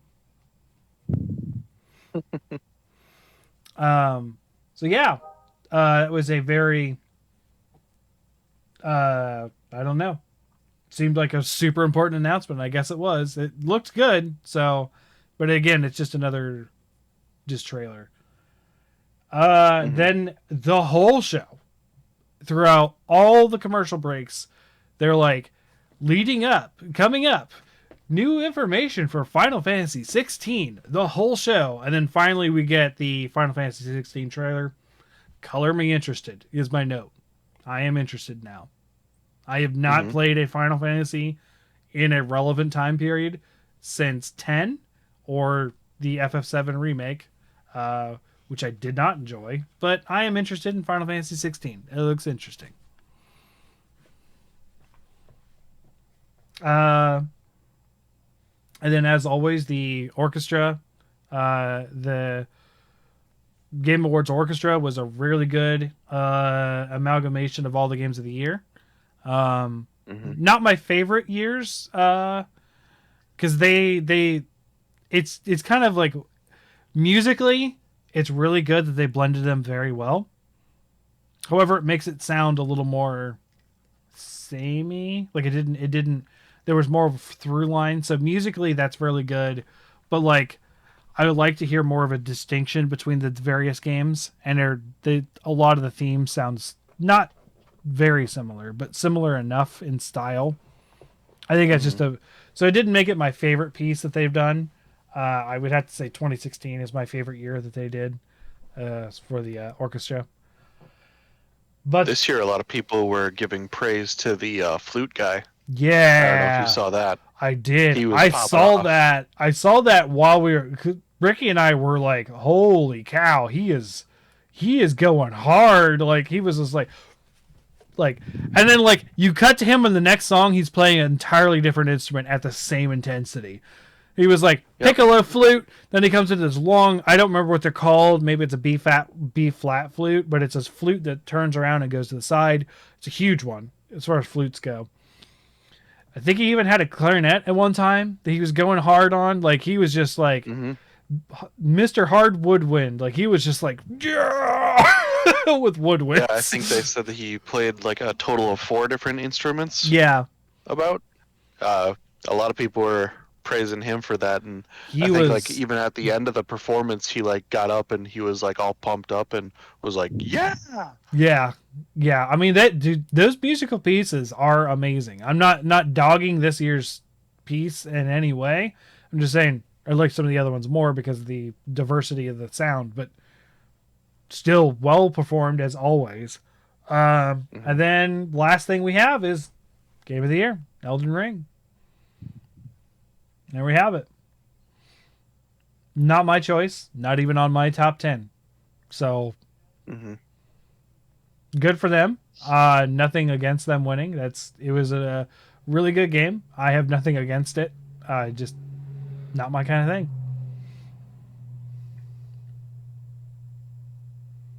Yeah. I mean, we haven't finished Ragnarok yet, but we've been having fun with it. Horizon Forbidden West was a lot of fun for me, and it definitely hit a lot more emotional and like awe-inspiring beats for me too. yeah. Stray is also a lot of fun and really like immersive and interesting to me. Yeah. Of this list, the only one that I have played and finished on this whole list is Stray. And that was as of today. Like, I finished Stray today. Probably by the end of the year, I will have finished God of War Ragnarok. It's possible I could have also done Plague Tale. We'll see. We'll see if they appear on my lists. But I will not be playing Xenoblade and Horizon Forbidden West. As much as I will get to it, it's not going to be this year. Not going to happen. Because I haven't played the first one, and I want to play the first one first. And I've got... Although it's not far, because I've got God of War that I'm working on now, and the next PlayStation game is going to be Deathloop, which my friend bought for me in January for my birthday, and I still haven't played it. It's not even out of the plastic yet, but he's really pushing hard for Deathloop. Like, Deathloop was like his game of the year last year, and I am really heavily resisting it. I was not interested in this game in the slightest, and he had me play it, and I was like still not interested, but I'm gonna play it for him. And then after that is the first Horizon Zero Dawn. So that was the Game Awards. Did I miss anything that you guys wanted to talk about on the Game Awards? Because I know there are things I didn't write down because I wasn't interested in them. Only other thing I saw that looked interesting was the Suicide Squad game that's being done by Rocksteady, and Yes. That I do remember Kevin that. Conroy is doing the Batman voice, or did the Batman voice. Yeah, and Yeah, it will I be think his that was a it will be his touching last little thing. moment they had. Yes, that was. I do remember that. I was like, okay, and then they had Batman. I like how like Bats doesn't kill people, right? And like the Harley Quinn performance in that trailer is really good. Like I really enjoyed it. Yeah, and it was a nice tribute to see Kevin Conroy voice acting that character. And it's going to be kind of interesting to see what that's like for fans and and people to sort of hear the last thing he does as a person. We kind of got that with Dark Knight and Heath Ledger. I think people also got that with Chadwick Boseman in the Marvel What If series. I think that's the last thing he did. Yeah. I still need to see Black Panther 2 Wakanda Forever. Yes, I need to see that as well. To be honest, I liked Black Panther 1. I have no interest in the second one at all. I just don't. I really liked the first one. I did too. They lost me. Like Marvel Universe lost me after Infinity War. Like I'm just done. Like I'm spent. I'm gone. I don't care anymore. Dead Cells is getting a crossover with Castlevania. Yeah, I forgot about that. That looked cool. I just didn't write it down. Yep. And that actually I mean it was on Game Pass, so I was like, you know what? I haven't played it in a while. Let me see how I handle it on console, because going from Switch to console was definitely different for me. When like a year or two ago, when I did it on PlayStation versus Switch, because I feel like the Switch controls for it are just a little bit snappier and more responsive than it is on console. I'm not sure if it's just with like a slight latency between it being handheld versus console, but I think I definitely play it a little bit snappier and quicker on Switch. Did you play in handheld than? Okay, so you played it in handheld. Do you have latency issues with your TV in general? Because that could be a thing. I'm not sure. Maybe. I mean, it is an older TV. Okay. Could be a thing. But they do also have other crossover stuff on Dead Cells. Playing on the Xbox right now. I'm currently wearing the Shovel Knight armor. Oh yeah, I do remember that. Yeah, they Shovel did. Knight armor. They did do that. So they've got like stuff with Shovel Knight, Hotline Miami, Hollow Knight, because I was using the nail for a while as my weapon too. So they've got quite a few. So it'll be interesting. I'm assuming that they'll add the whip as a weapon to use then, since that's what most likely is famous for Castlevania. Yep. Yeah, that does look cool. I did remember, and I probably should have wrote this down, but I do remember seeing that, and I was like, oh, look. Another studio doing more for Castlevania than Konami. And then Horizon Forbidden West is getting an expansion as well. Okay, I'm 100% missed that. Okay. I did see something. I did see something with Horizon, but I thought it was, for some reason, part of the awards, what it was nominated for, part of one of those nomination clips. Because again, like I said, I was playing WoW while I was watching this. As much as I love the Game Awards, I was just wanting to also do something while I was watching it, because Yeah, so it's for Forbidden West Burning Shores. It's a DLC.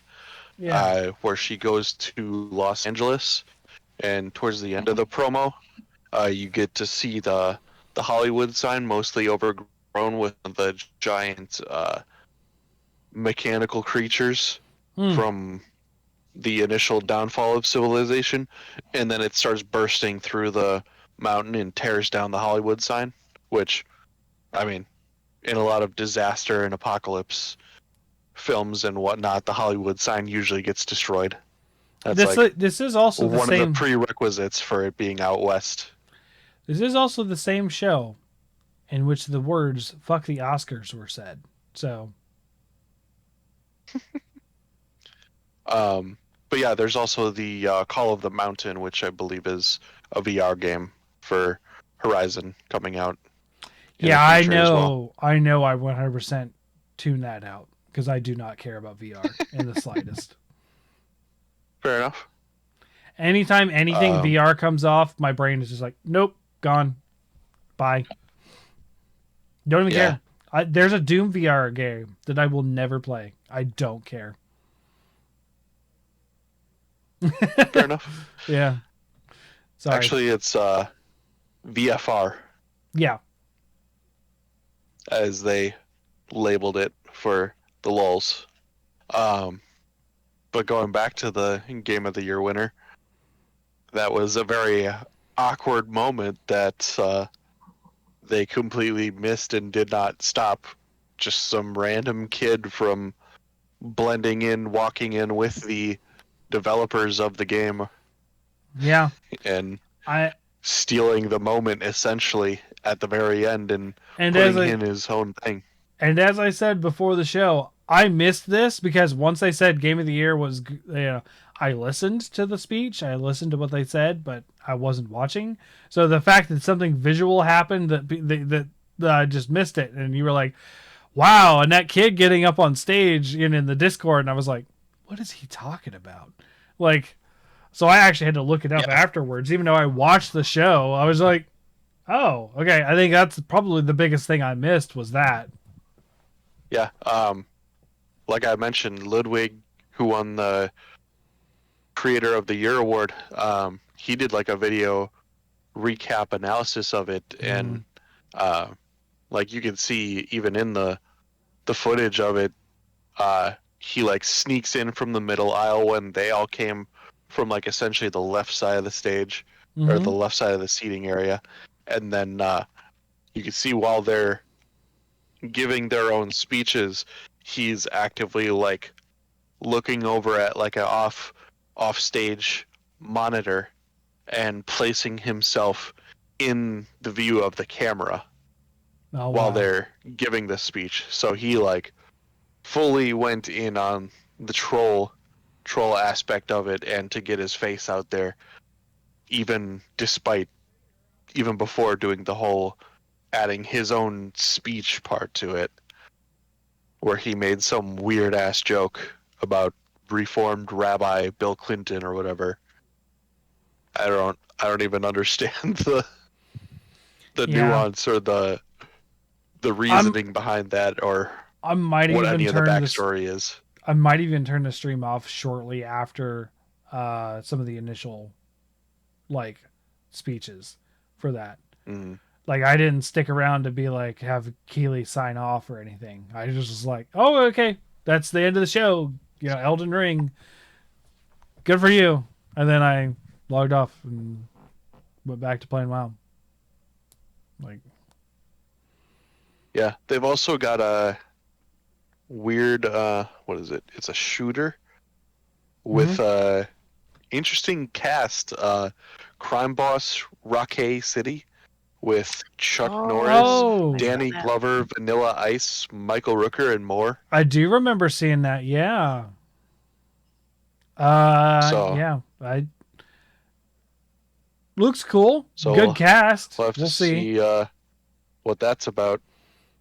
Got Chuck Norris in a video game for the first time. Nice. Or is it the first time? Is there some sort of Walker Texas Ranger game that I don't know about? I don't know. I feel wouldn't be surprised. In a fighting game before he was in that kind of a game. Here, let me. So, Chuck Norris video games. So last night, we had an interesting experience as I'm playing World of Warcraft with my high school buddies on Discord. That involves Chuck Norris because have you guys ever heard the song "Ultimate Showdown" of Ultimate Destiny? No. It's an I don't think old, so. it's an old internet cartoon. Like we're talking like Newgrounds days. Uh, Mm. I'll put it in the pod chat so listeners, if you're on the Discord, you can see it too. Uh, it is. Oh, no, that's not what I wanted to type in. Wait, there it is. It is an old internet cartoon, but there's a part in it that's saying that adds. It's like basically a song about everyone who's just like a Smash Brothers for the entire like fictional universe. And Mhm. Chuck Norris comes down during the fight. It's angels sing out in an immaculate chorus. Down from the heavens descended Chuck Norris, who delivered a kick that could shatter bones into the crotch of Indiana Jones. Is like the lines of the thing. And Mm. so while we're playing WoW, there's this thing on Discord. We don't have it in our Discord, but we have the friend Discord. One of them installed this radio player. You type .play and you type any song, essentially, if it can find it, and it'll just play it, and it queues up. So everyone hitting play, and so I put Ultimate Showdown in there, and it was such a throwback because we all made fun of that song and listened to it in high school together. Mhm. And two of the other guys who were on the chat are also high at the time we're playing. So they start like singing super off key to this Chuck Norris part while we're doing this dungeon and WoW and like messing up and stuff. It was just hilarious. Like, Nice. oh Yeah, boy. and then maybe one of the other only things I'd bring up as noteworthy was Wild Hearts, the new There was a new EA trailer. game Yep. that looks very much in the vein of Monster Hunter. Oh, it is 100% a Monster Hunter. Yeah. Monster Hunter genre game. Yeah, look cool. I think they showed off a monster that's already been uh, announced. I don't think there was anything new in the trailer, but it was a good trailer. Yeah, they showed off like 3 or 4 of the monsters that are in the game. I do remember whatever the frozen wolf was a big one that they featured in that trailer, which is I think one of the newest ones they've talked about. But yeah, it's going to get looked at. Probably going to get it. I'm hesitant, not because it's a defactor to Monster Hunter as much as it's EA. EA is always Yeah. a big caution symbol. Always. Lest we not forget what was the one with the jetpacks? Uh,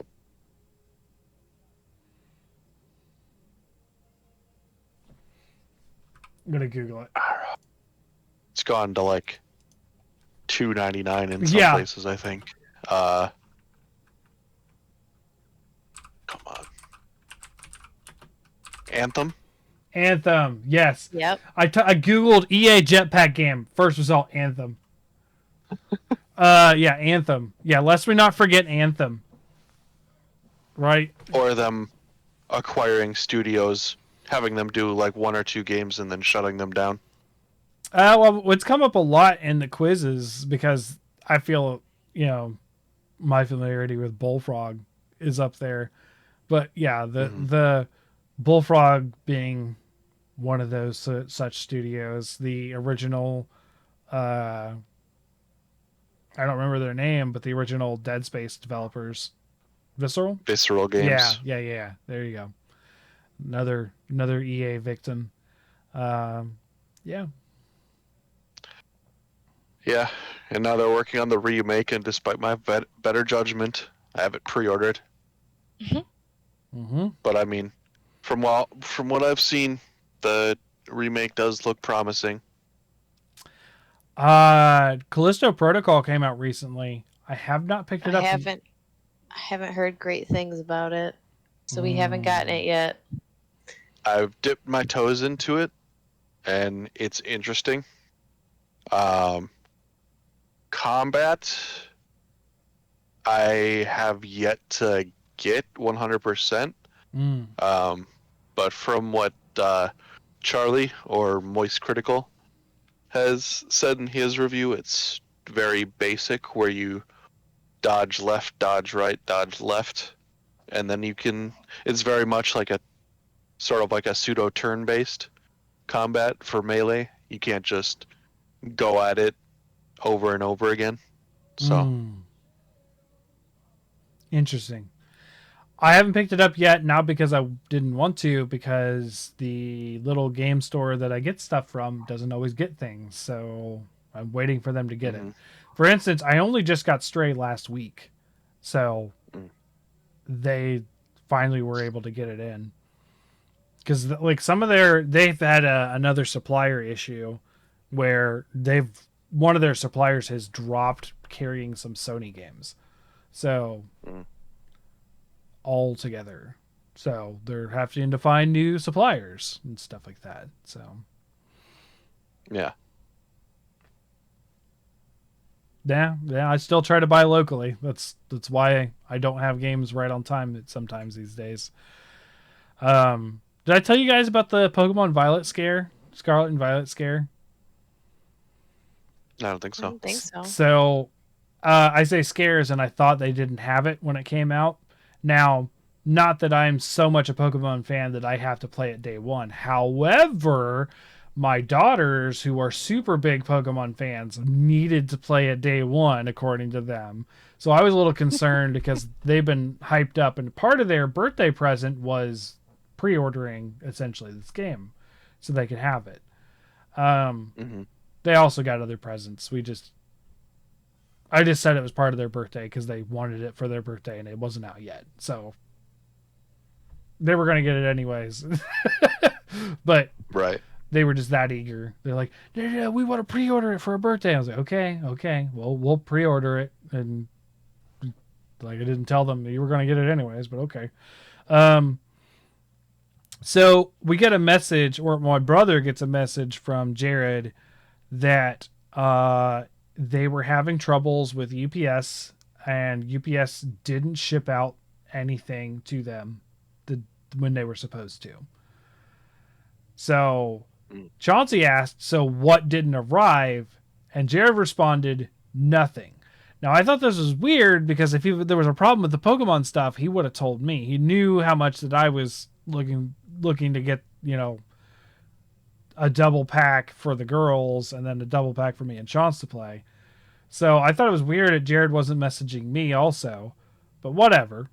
Maybe he just figured Chance and I were together and Chance would tell me because of course he did. And of course we were together because we worked together and lived together.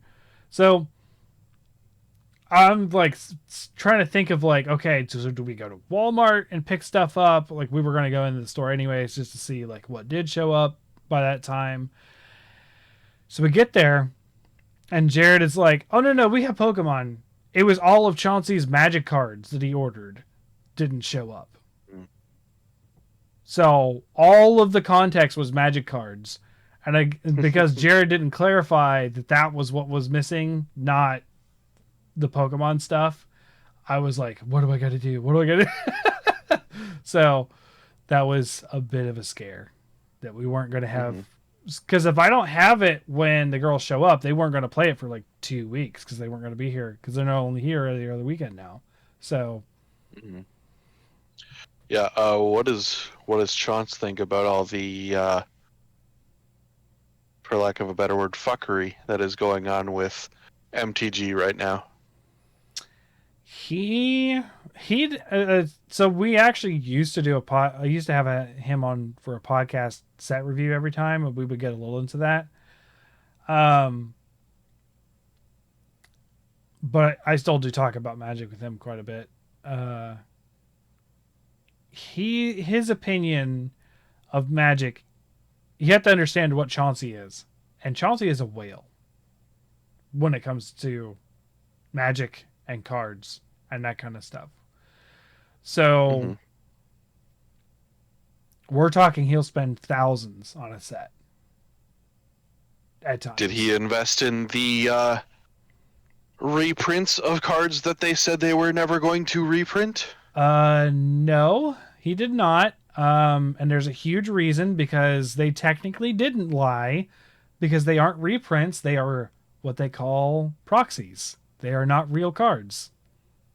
Yes, it's a loophole, but it's essentially still this. Oh, no. What they said.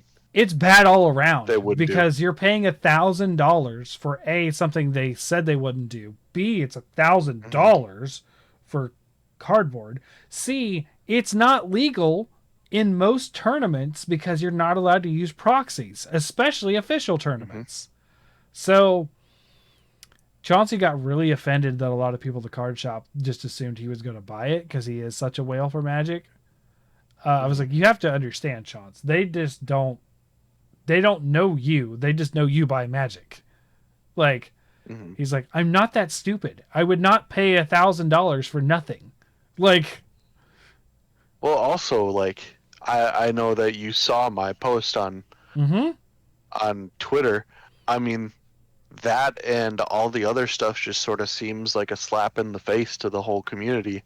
So like, not just by pricing out the players with that, but like with the amount of stuff that they have releasing, just like, because Philip DeFranco actually covered it on his show last week, I think it was. He was talking about how almost like every week there's been something coming out, or like every month there's been something coming out, and that in a certain sense is pricing out players, because not everyone has that disposable income to just buy new sets and new groups of cards that are coming out so with that frequent capacity. And then they're also with other avenues, with their Amazon selling avenue, they're essentially pushing out the brick and mortar stores, the local card shops that are largely responsible for the success of Magic the Gathering. Yeah, and because what they are is a business, and they see the short term and not the long term. It's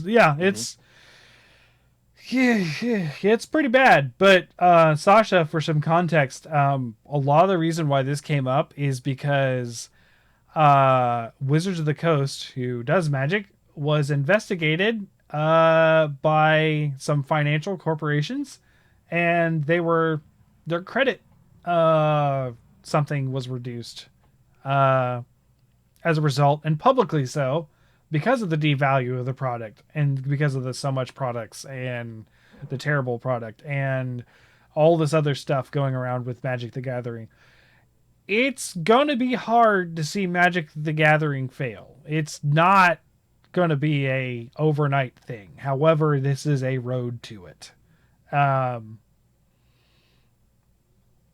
It is on a path that could potentially see the death of the card game.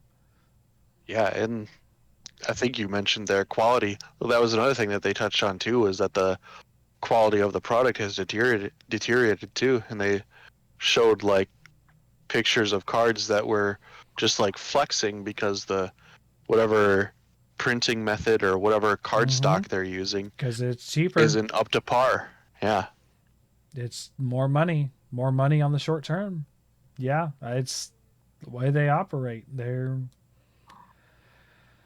So Chauncey's opinion has largely been neutral. He's not happy about what's going on, but Magic is his favorite game, unwaveringly so. And he still buys it, and he will still continue to buy it as long as they are selling it, if he finds the cards in it interesting. He has reduced how much he is buying, and that has been... We're not talking like as an addict or anything.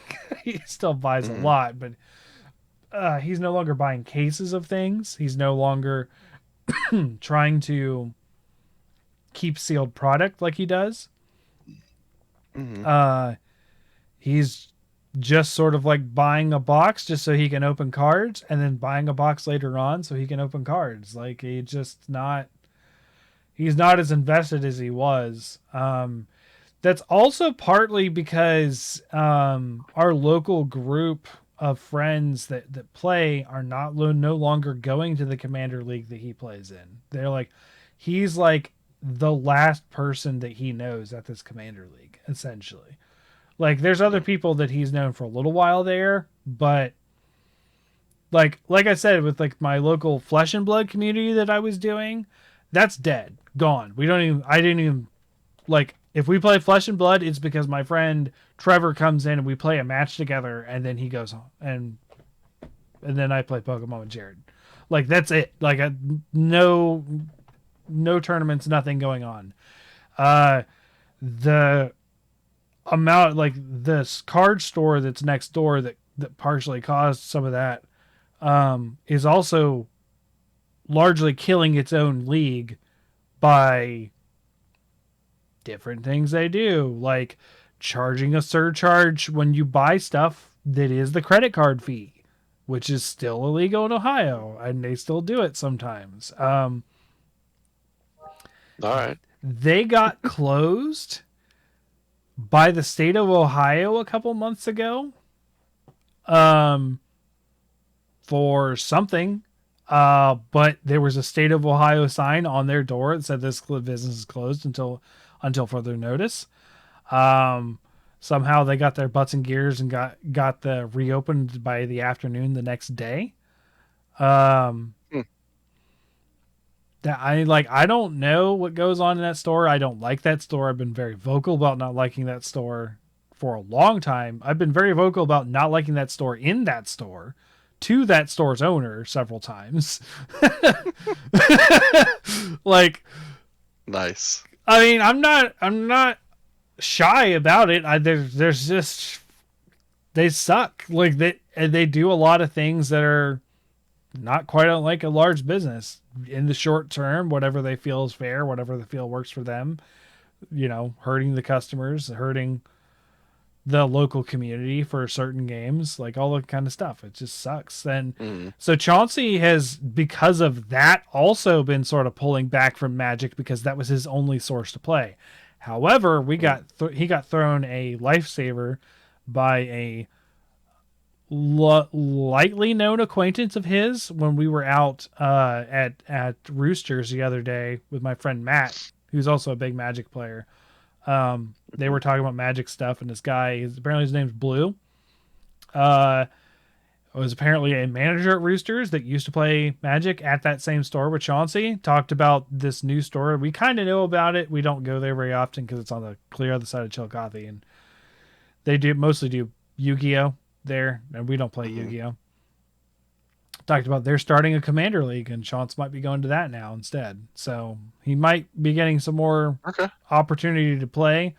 I actually made him give me back my Commander deck. He's had it up in his room for about a year because, I actually do want to start. So literally right here on my desk is my Commander deck. Nice. Oh, it came out. Ta-da! So I've been getting a little back into it too. I want to update this deck. I'm keeping up with my Hydras. I think I've showed you guys both that before. I've got a new Hydra to put in. It's not in the binder yet. It's been sitting on my desk because I'm been lazy about it. But that's my investment. It's Hydras. That's it. I didn't have to buy those. Fair enough. Those are just extras of Chauncey's because they're not worth anything. They're just rares. So, yeah. Well, that was a long Magic discussion. Sorry. So anything else going on with you guys? Want to talk about something you're playing this week, or are we good to close it out? I have no idea how long we've been going. I have not been watching. Just about to hit 2 hours. No, I haven't been playing anything. I've just been working and finding little chunks of time to read Fire and Blood. Yeah. Yeah, I was listening to a lot of audiobooks recently, but then getting back on WoW kind of shut that down, and I haven't been listening a lot. So I've only been listening when we go on walks. Still doing the Game of Thrones like Dinosaur Lords. So Mhm. I recently got a copy of I'm Glad My Mom Died by Jeanette McCurdy. I think I remember So- you mentioned that. Yeah. So I'll probably be reading that, even though I've already listened to the audiobook version. Mm-hmm. I mean, I always reread stories that I like. I mean, Claire Quintet that I talked about, I think I've listened to it twice and read it 3 times. Like, it's pretty often for me. Still been doing the art stuff. I've been slow on it, but my next piece will be done here probably next couple days. Got one Nice. subject left. I decided to do my whole Pokemon team, and when I got done, I was like, well, to be fair, it's not just the 6 Pokemon that I had on my team at the end when I beat the Elite Four. I had a Pokemon that I really like and I still keep when I rotate in every once in a while. So I'm adding that 7th one into the piece that I didn't think about. And yeah, which is Toad's-a-Cruel. I love it. Have I talked to you about this one? I think so, yeah. Yeah. Maybe. Yeah. The mushroom that is a toad, a Tentacruel. Yes. Yeah. Yes. Mhm. Yeah. I love it. I have first named her Toadette. Now she's a fun gal. Mm. Because you can rename without going to a renamer. Yeah. That's a good thing. Yeah. So, yeah, I guess that'll be it for tonight, folks. Potentially a Monster Hunter episode next week. We'll figure it out. Maybe not. We haven't been doing a lot of Monster Hunter. I haven't even downloaded the new expansions or free content yet. Not even once. Yeah, I have fallen off of playing Monster Hunter, so So we might just make that another wildcard episode or do something else. Like we'll figure it out. Because end of the year is coming up, and then we'll do our own top games of the year discussion in January, which I'm super excited for. It's my favorite episodes that we do of the year. mm-hmm. Because they talk a lot about games that we got to play. And then we were supposed to do the Mass Effect thing, but Brian got held up at work. Apparently, I didn't tell you what it I didn't tell you what it was, Sasha. But like, they had a release. He's a software company. They had a release go so bad that like he was called in to help afterwards. Like the vendor is livid. I get it. There's times where I have to put a lot more time into work than I would love to do. Mm-hmm. I mean, like I was working. It's gonna be next weekend for me. Yeah. Next weekend so I don't have the girls this weekend, but I have them next weekend all the way through Tuesday. And then I don't have them until Christmas Eve late at night, but then I have them again all through that week. Because the Christmas Eve I think is Friday. Christmas Eve is a Saturday. Saturday. So I'm getting them a Saturday night, and then Sunday through Wednesday I'm giving them. I'd have to check my phone. But so I have them a lot more the next 2 weekends. So I'm glad for that. But That's good. I was hoping to have a nice easy rest this weekend, but like I said, Dad ruined it.